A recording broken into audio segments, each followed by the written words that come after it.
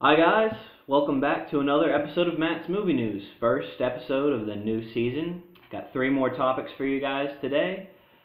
And to start things off, we have the confirmation that there is going to be a new Dantes Inferno movie. Now, Dantes Inferno is the first book, a classic novel written back in the Middle Ages. It's the first part of this trilogy called the Divine Comedy, where it's written by this guy named Dante Alighieri, and he sort of, as himself, like the main character's name is Dante, takes a journey through first book Hell, second book Purgatory, third book Heaven. But far and away, the most popular of the three novels is Dantes Inferno, the first book. The trip through hell, because it's the most gruesome. It's, in a lot of ways, the most interesting, at least to hear other people tell it. I have only read the Inferno, and it's by far the one that you hear the most about. So, we are getting a Dantes Inferno film. Now, at first, this seems really interesting. I don't think I've ever heard of a Dantes Inferno film ever being done before. And there's a lot of different ways you could go with it. But before we get into speculation, one little piece of information has been released in the official synopsis of the film, saying that Dante's character will be trying to save the woman he loves named Beatrice from hell. So it looks like they're going to depart from just the sort of educational, I guess, stroll through hell, where nothing bad happens to Dante, but he has to witness all the bad stuff. And Beatrice, in the original story, is sort of a woman he loved a long time ago, and now she's in heaven, and he will eventually meet up with her there, or something like that. But it looks like they might actually be following the idea that was presented in the recent Dantes Inferno video game, where Dante gets changed from a poet to a crusader knight who has to go through hell to save his love who's been wrongly imprisoned there. So if they do go that route, it's definitely going to be more exciting. Dante's actually going to have to fight. We'll probably get some more horror and more action aspects in this Dantes Inferno movie. But it's definitely going to be an interesting ride. Dantes Inferno is chock full of gruesome yet thought-provoking imagery and ideas about what hell might be, and a lot of people's ideas of hell actually come from that book and not from things that are actually in the Bible. For instance, the whole idea of there being circles of hell was maybe not introduced by Dantes Inferno, but definitely made popular and solidified by Dantes Inferno, where there are different levels instead of it just being like a lake of fire or something. So that movie is going to be intense and interesting, and we'll follow it as more details are released. Second piece of news, we have our Underworld 5 villain. And yes, they're making an Underworld 5, in case anybody didn't already know. Kate Beckinsale's coming back. But the piece of news we're covering right now is that we have the villain has been cast. He's being played by Bradley James. Now, some of you guys may not have any idea who that is, but I personally saw him on Netflix on I think it's a BBC series called Merlin, where he played a young Prince Arthur in a sort of alternate retelling of the King Arthur myth. And I can't say I'm super excited, because honestly Bradley James did not get a big chance, at least in the seasons that I watched.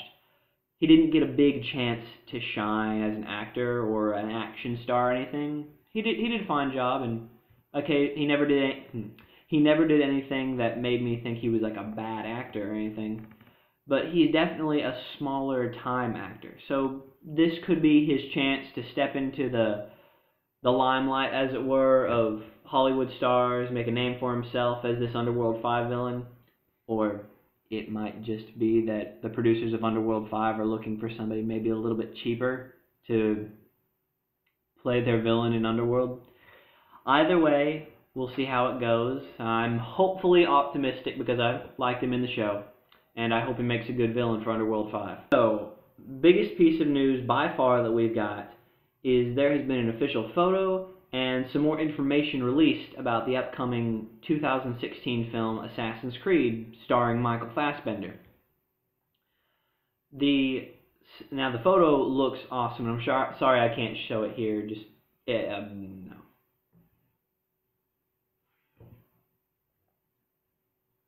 So, biggest piece of information I've got for you guys today is there have been more details released about the 2016 Michael Fassbender Assassin's Creed movie.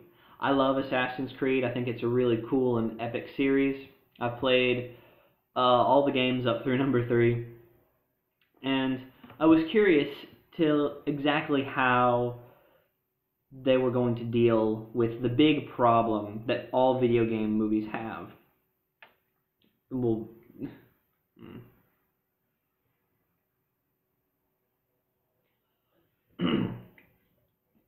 now, by far the biggest piece of news I've got for you guys today is that there have been more details released about the upcoming 2016 Michael Fassbender Assassin's Creed movie. We have a name for the character and his ancestor that Michael Fassbender will be playing, and also a setting for the historical side of the Assassin's Creed movie. For anybody who doesn't know, Assassin's Creed is a little bit of a science fiction time jump into the past sort of story. So Michael Fassbender's modern day character is called Callum Lynch. Now, that doesn't really tell me a whole lot about his character, but it's a neat name. But the real big piece of information is the setting of the historical side of the film. The assassin ancestor, who will also be played by Michael Fassbender, is named Aguilar. I think that's how you pronounce it, and that's a pretty cool name. But the game is taking place in 15th century Spain. Now, first this blew my mind, like, oh my gosh, they're not going to follow any of the existing Assassin's Creed games when there's so many to pick from. But I sat down and thought about it a little bit more.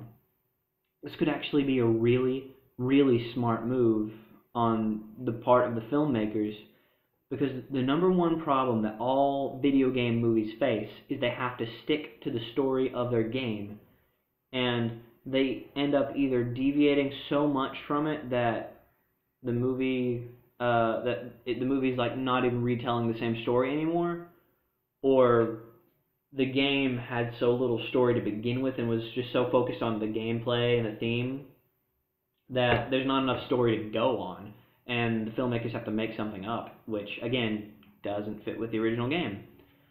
But this could actually be a really brilliant move, because the filmmakers are now no longer bound to any one Assassin's Creed story. They can still use the Assassin's Creed brand, all of the Assassin's Creed lore, without having to follow the plot details of any of the Assassin's Creed games.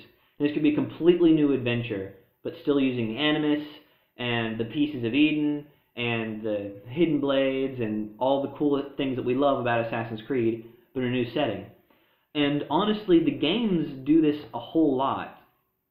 They change protagonists, or at least historical setting, almost every game. So I like to imagine that this film will just be another piece in the big puzzle of Assassin's Creed.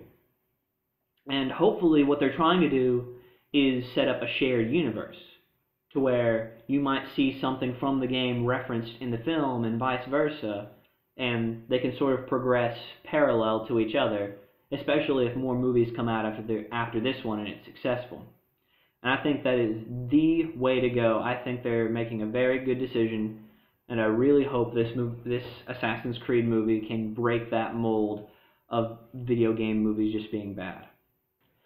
Alright guys, well that's all I have for you today. Thank you guys so much for joining me, and I will see you next time. Bye.